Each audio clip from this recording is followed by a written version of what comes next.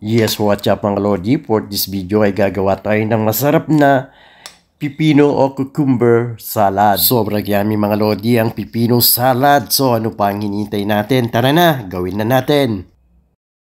Ito yung mga kakailanganin nating mga ingredients o sangkap mga Lodi. Ayan, kailangan natin ng kamates at mayonnaise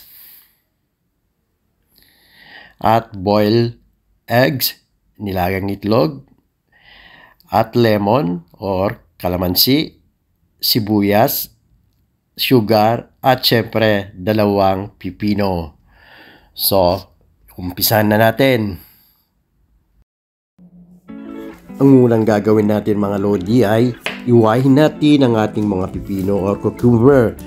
At syempre nahugasan na yan. Malinis na yan mga nanang mga tatang.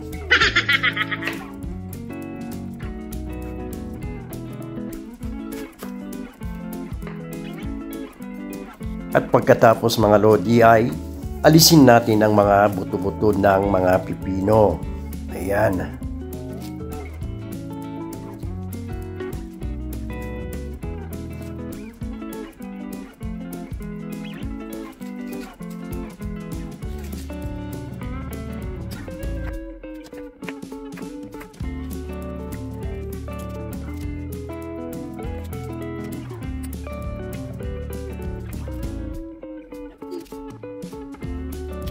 At syempre pagkatapos natin naalis yung mga buto-buto ng ating mga pipino mga Lodi ay hiwa-hiwain natin na maliliit o slice natin yung mga pipino. Nasa side nyo yan mga Lodi kung anong size o laki ang gusto ninyo. Ayan.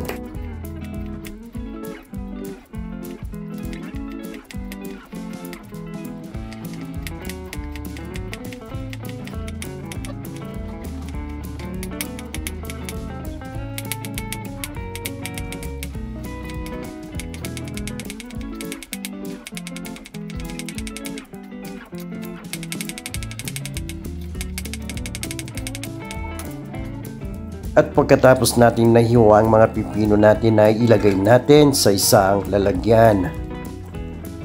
At iwahin natin na maliliit ang ating sibuyas.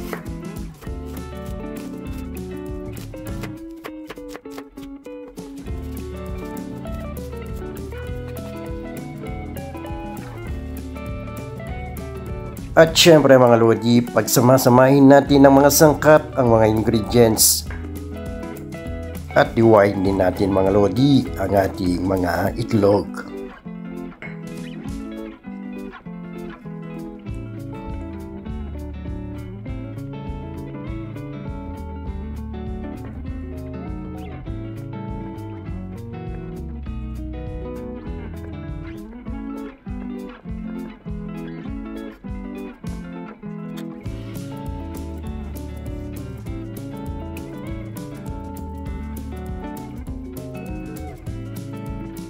At isama na rin natin ang ating mga kamatis. Alisin ninyo yung mga buto ng mga kamatis mga Lodi.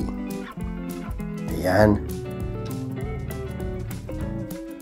At ilagay na rin natin ang ating asukal o sugar. 1 kutsara o 2 kutsara. Depende sa inyo mga Lodi. At syempre ilagay na rin na natin ang ating mayonnaise. Hindi mawawala yan ng ating mayonnaise. Naglagay ako ng 3 kutsara ang mayonnaise. Depende rin sa inyo kung gaano karami ang mayonnaise na ilalagay ninyo. At syempre isabay na rin na natin ang ating lemon. Kung wala kayong lemon ay kalamansi. Dito kasi sa abroad lemon ang gamit namin. Yan. At maglagay na rin tayo ng paminta. At syempre ang ating asin. Ayan. At pagkatapos nating nailagay ang lahat ng mga ingredients o mga sangkap ay saka natin imekos-mekos na yan. Yan mga Lodi, mekos-mekos lang yan mga Lodi.